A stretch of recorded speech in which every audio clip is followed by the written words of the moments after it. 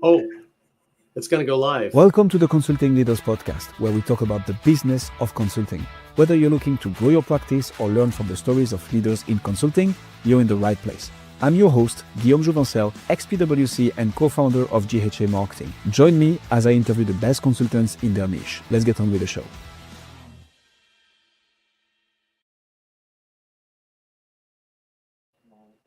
Chris, welcome to Consulting Leaders. Now we are officially live. Thank you. Let's jump straight into it. What got you and what pulled you into this work after, you've been in OD for more than 30 years. You went from Alcoa to Laios and your own firm. What got you where you are now and why are you doing what you're doing?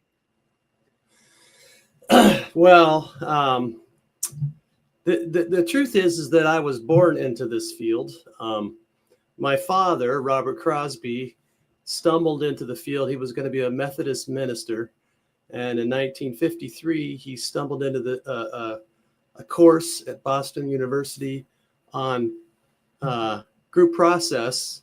And it was what he didn't know was called a T group. And so it had only been discovered 6 years earlier. And he sort of pivoted his career. And from there, slowly went into working in organizations. And then I was about 29 at the time. And in 1993, I was trying to figure out what I wanted to do. And I thought I maybe needed some personal growth. So I entered this school called the Leadership Institute of Seattle because I heard they had good personal growth there. It was started by my father in 1973. And without really knowing it, I then took off into this career called organization development. So what problem would you say you help solving now and for whom? It's funny because in some ways, I think you know this, I'm not sure. I just restarted the school, the Leadership Institute of Seattle. And we have our first class this year. It's a Master's of Science in Leadership, Management, and Organization Development. And the founders of the field believe that democracy needs to be learned anew in each generation. You don't have to teach anybody how to be an autocracy. You don't have to teach people how to be in a laissez-faire type world. But you do have to teach people how to interact well, how to understand authority, how to use it correctly, how to be present with people, how to involve the right people in solving the right things and making the right decisions. So in some ways, my mission in life is to teach generation after generation how to really have a healthy democracy or manage organizations leading from the middle between the extremes. There's a lot of people that hate authority out there that think, the problem is hierarchy. And I think the problem is consciousness and skills. And so that's really a mission of mine through experiential education a la John Dewey and Kurt Lewin to try to help people understand how to communicate better, talk to each other better, work through their issues, become clear about themselves, and then therefore be able to stretch into being a lot more productive and create happier employees. It is a big agenda. Yeah, it's a kind of a big agenda. Yeah. Why does that matter to you? Well, I value humans, and I value workplaces where people can go in.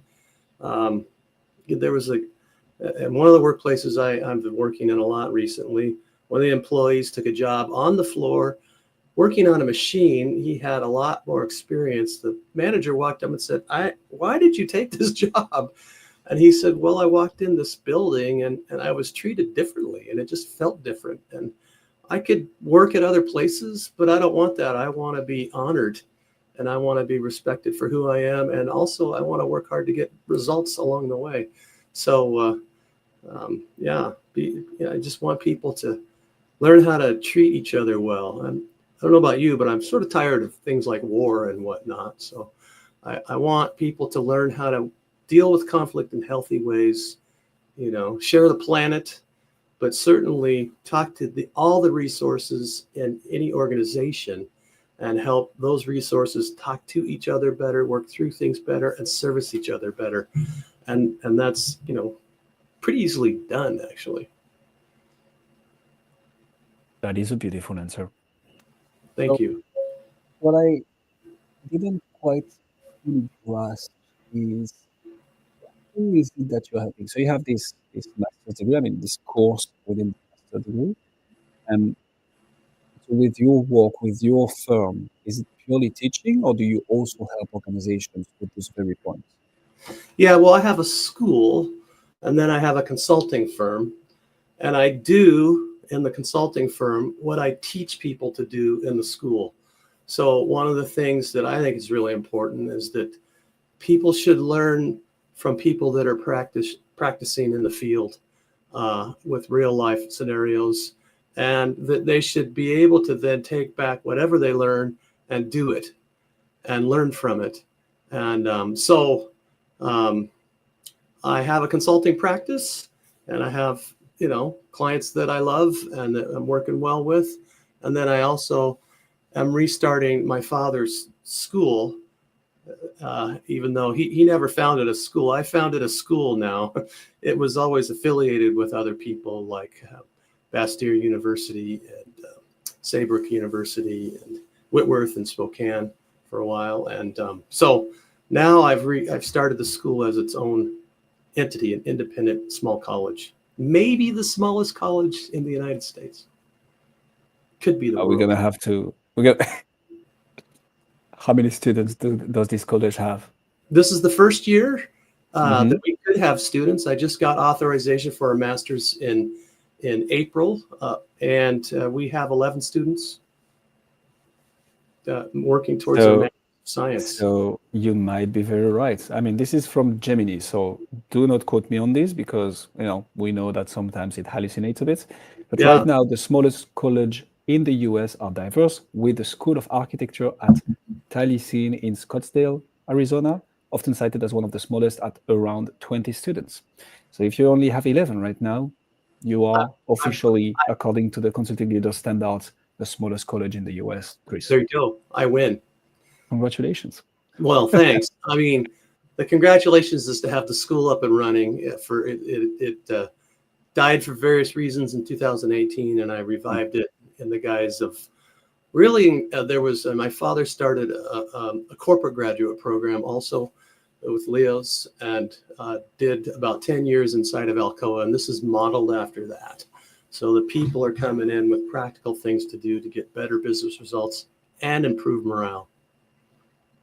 And so hopefully next year will be bigger than that other school, and the year after, and the Architecture. year after. I'm not sure we'll ever reach, like, say, University of Washington standards, but Though there is some pros of being the best at something very niche, right? So if you're the smallest, you have that edge for you, and that could be a whole marketing strategy.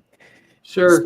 Speaking of which, how do you? So I understand, and you correct me if I'm wrong here, but the breadwinner for now is the consulting firm. By the way, huge kudos to you and to anybody listening to us now or when the episode goes live, to people selling or helping people by demonstrating that very thing. What I mean with that is you're teaching what you're actually helping companies implement and vice versa. And those are words to live by because so many people are going to offer a service. I talked to a consultant who is helping implement Salesforce and HubSpot for companies, but he doesn't use any of those CRMs himself. And we're Mm, like, right. So how do you live by those services that you're selling? Anyways, it's a fun parenthesis, but you're walking the talk, and I like that. thank you.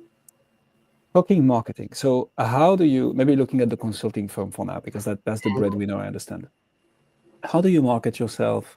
How do you brand yourself? How do you gain the interest and interest of your potential clients? Well, uh, I don't. Just so you know, I don't consider myself an expert marketer. But I worked 8 years internal at Alcoa, and when I left that position, I had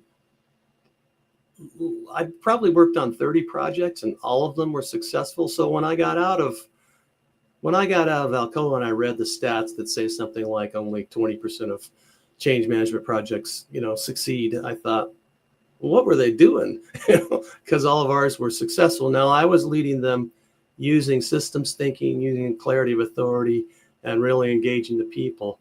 And so there's a tried and true way to do this.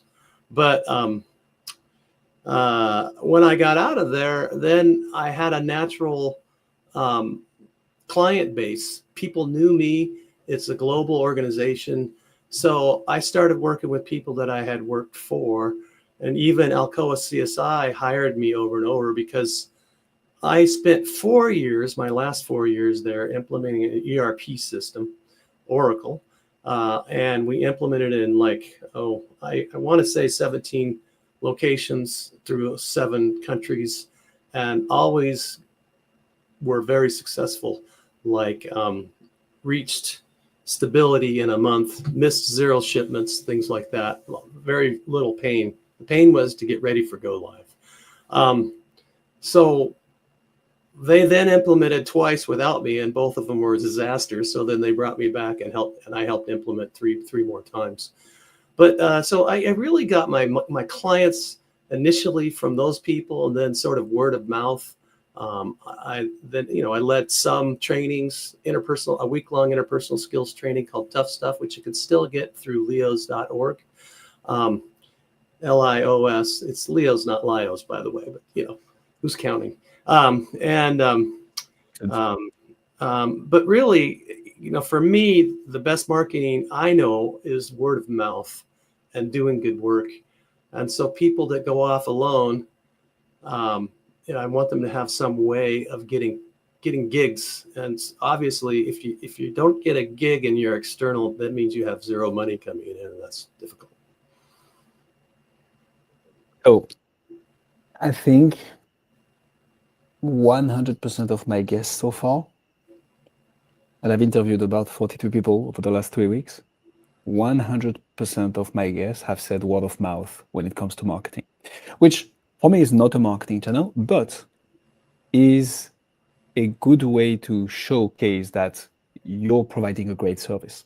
Because if you weren't, people wouldn't refer you and wouldn't recommend you and wouldn't talk about you. Oh, well, they would, but negatively, which is, negative word of mouth, which is also a thing. Mm-hmm. So any reason you haven't, have you tried some marketing techniques? I understand you mentioned that you're not the expert in marketing, which I would expect from someone teaching people how to live in a democracy. I'd rather have that, actually. But any reason did you explore some marketing endeavors, but that just didn't bear fruit? Well, don't get me wrong. I have, particularly for Leos, I have a page on LinkedIn. We have X amount of people on it now. It's grown from 0 to over 600 in a couple of years. We want it to grow faster. We specifically focus on social media, texts and posts, and we don't have enough money to say put up a billboard downtown Seattle or something like that. We attempt to market and attempt to get people that don't know us, and sometimes we do. But for my own consulting gigs, mainly, I've just gone along with people who know me or people that have been referred to me by people that have known my work. And I think our work is unique. I wish it wasn't so unique. I think everybody should do it, but it's fairly unique. So there's not a lot of people that do internal T groups, for instance, which is an experiential learning activity that involves a lot of relationship building and learning from patterns, my own patterns when I work through things. So I just haven't spent much money on advertising or something like that. But I do try to market myself. I've gone to conferences. I've even spoken in podcasts, believe it or not. That's a shocker to me because we're on the podcast right now. We are. Wow. That is true. Although it's live, so one might think it's not only a podcast. But no, Uh-huh. fair enough. I like that. So conferences also a classic way to get business for B2B Yeah. coaches and consultants. So that does make sense to me. Yeah. So talk to me about sales motion, Chris. When you start getting that awareness, so you get that referral coming through, right? It's not like people come in here with their credit card in hand and be like, Chris, bill me, whatever you need out of this credit card, max it out. So how do you take that initial conversation to SOW, letter of engagement, we rock and roll? What does it look like? Do you have like discovery calls, close calls? Do you have follow-up processes? Give us the juice. There's people that keep walking in and out of your bricks. Oh, Yeah. it's It must be the painful. how do you say in English, the Harry Potter wall to get into the train? Anyways, you get it. Yeah. Well, so one thing, I have very rarely written proposals. And for consultants or consulting firms, there are a lot of state, and various places where you can get on uh, uh, some sort of a way they send you bids, and you can decide if you want to bid on things. And my success on proposals is if I have somebody inside that knows me and wants me. And they take a lot of time, and so it's not my favorite things. In fact, I sort of hate proposals. And I've very rarely had to sign a paper of, SOW, statement of work, only for organizations that require it. I'd much rather just talk to you. In fact, how do I pronounce your first name? Do you want to give it a go before I give you the answer, Chris, or do I give you the answer already? Julien. Yeah, that's not too far. So it's Guillaume. So all that with just a Guillaume. hard G. Yeah. Yeah. Well, what was I saying? Something about, mostly what happens for me is people call me and they tell, and we talk about what are they facing? What are their problems? And I tell them what I would do to try to help solve it. And they say, that sounds great. Or what, you want me to take my team away from work for 2 days? And no way, I can't do that. We have too much work to do. And then I say, well, if you're not willing to step away, then I can't help you. And so mostly, though, people know me, they talk to me, they've heard of me. And when they call me, we talk through what's going on and develop a strategy to solve it. And then I go in and facilitate for a day or two or something like that, or a week, or sometimes extended sessions, and do a lot of follow-up, and they see results. Yeah. That's usually a good way to do business and to close some deals. There you go. So when I was a consultant myself, Chris, the partner who taught me everything, one day, pulled me away and was like, Guillaume, there are two types of consultants. There are the hunters and there are the farmers. And he was like, I'm a hunter. I love the smell of fresh blood in the morning. I love to go after your business. And he was like, but the ones making the most money, the partners growing the fastest, like the one actually thriving the most are the farmers. The ones who are able to take that initial consulting engagements, over-deliver on it, burn out a few analysts at the same time, and then transform this into a multi-layered, multi-year projects feeding other teams within the consulting practice. Like farming is actually where the money is in consulting. How do you do that in your practice? How do you make sure that once you have, you signed an initial agreement, an initial engagement, and you transform this relationship into a multi-year engagement, you still provide value to the client, obviously, right? It needs to be a win-win situation. But how do you make sure that you capitalize and double down on each relationship that you start? Well, I mean,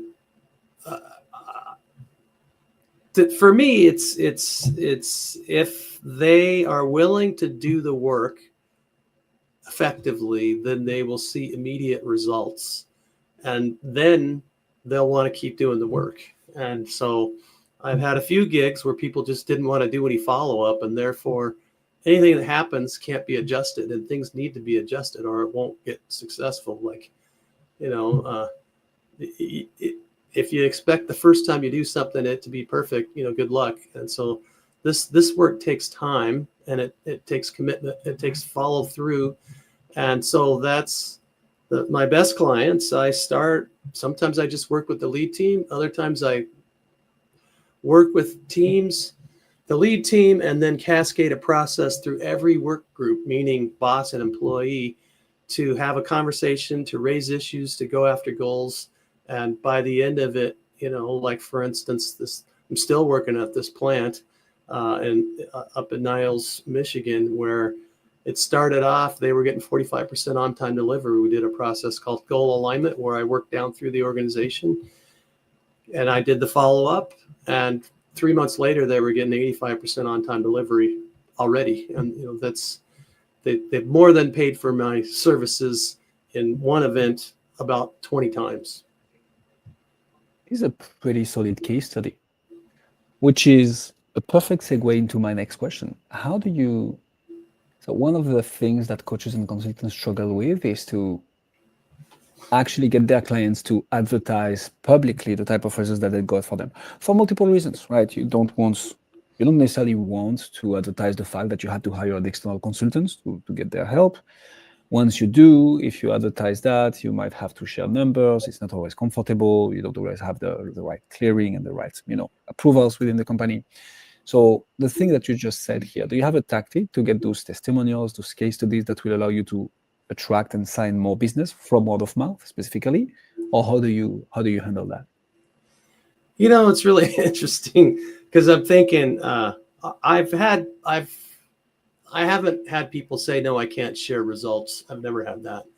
And I have pages of results, and I should be a millionaire. So because we get such good results, people should be, I should be busy 100% of the year, even though that would be way too much for me. But so for some reason, I just don't think people hire because you claim to have good numbers. I just don't, it's just not my experience. Why do people hire then? Well, they hire because somebody they trust told them to use me. So it's almost that simple for me. And so, I think people knew, go for people that like them and want to use them, and, get some results and build it from there. Okay. Can I throw a curveball at you, Chris? Sure. I'm not as good of a batter as I used to be, but you can go ahead. I like knowing that it's a curve before it comes at me. Right. So at least you have the heads up. Yeah. What will you do the day you don't receive those recommendations anymore, or those introductions, or those referrals? I don't know. Next question. So, yeah, I mean, I can't right now. My desk is wood, so I did knock on it. I would hope so. I'll do that too. Right now, it seems like more than I can handle, and I'm not a big consulting firm. I'm a consulting firm of me, and I work with my brother and various other people, but it's just depending on what I'm doing. So, and I'm starting the school, which takes a little time. I don't know if you know, so. Fair enough. I like the transparency and honesty of this. Yeah. So, I mean, from what I understand, you're getting more business than you can handle, which is usually a good position to be in. That's a good problem to have. You've been doing this for a while. You're starting the school again. Tell me, where would you say you feel stuck right now in your business? I mean, like anything that is challenging you, any point where you're stuck. The reason I'm asking this is that we have consultants listening to us, and I think it's always interesting to hear from your peers how they think about the situation that they might feel themselves in right now. So for you, what would that be, and how are you thinking about solving that challenge? That's a hard one for me. I don't feel stuck, so I more feel overwhelmed. Again, that's good. I think the challenge for me starting the school really is that we don't have enough resources and we don't have enough money right now to hire a bunch of resources. And so learning how to delegate to my board, learning how to delegate to people that can do things is an ongoing challenge for me. So I think if there's a stuckness ever, it's how do I share my load with others? And how do I do that in a way that I could feel comfortable with? And it's an ironic thing because I teach it to others and I still suffer from it myself.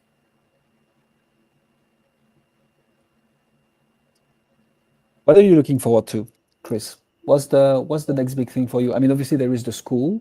The question I like to ask to wrap these interviews is next 3 to 6 months, what is it that you're looking forward to implement, to do, to change, to take on the next task, to like grow your business and have fun whilst doing it, which is for sure something important. Well, I mean, there's some big potentials on the horizon. I'm looking for those to start up and do well. But really, I'm looking to spread the news about this experiential activity, experiential learning called the Leadership Institute of Seattle, and for us to expand our student base. We want 20 to 24 next year, 30 to 36 a year after. And it's an amazing opportunity to really learn leadership skills and process consulting skills. How do you help groups solve their own problems? And so that's what I'm looking forward to. I'm looking forward to, over the next 15 years, building the school up so strong that when I decide to retire at the age of 75, I'll be able to feel confident that really this will move forward, because what we're teaching is, I think, critical stuff for the universe, not just for Earth, for the universe. And if we go to Mars, we need to have democracy over there, right? Yes. And, we need to learn how to work together a little better. There's only one planet, and it seems like it's getting smaller and smaller. For now. Yeah. By the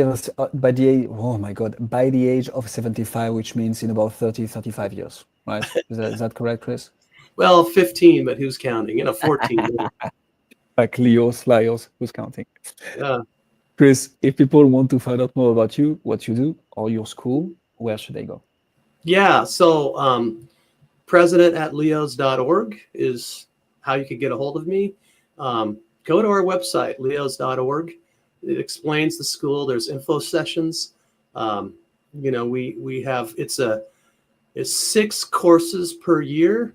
And so there's 12 courses total. They're 5-week courses. They all end in a 1-week residency in person. So if you're trying to learn by being online, reading a book, writing a paper, getting credit for that, and never having to talk to anybody, then don't come to our school. If you want to learn by interacting, getting a bunch of feedback from your peers, from your teachers, and then learning about 10 process consulting things, as well as how to use yourself differently in organizations to get results, how to focus on groups and maintain healthy groups, how to think systemically to really think about, well, hey, who's this involved and how do I have to get a hold of them? How to have healthy dialogue. Dialogue is what creates clarity in organizations. Sorry, you can't just send an email. I mean, you can try, but it's not going to work. So, if you want to learn that, come to Leos.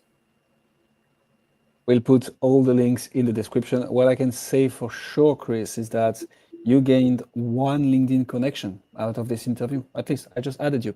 And thank you so much for coming on Consulting Leaders. Yeah, well, thank you for having me. It's an honor. Thanks for joining us on this episode of the Consulting Leaders podcast. We hope you learned valuable lessons on how to grow your practice and take your business to the next level. Make sure to subscribe and leave us a review wherever you're listening to this show so you never miss an episode. To apply and be a guest on the show, click the link in the description. See you next time.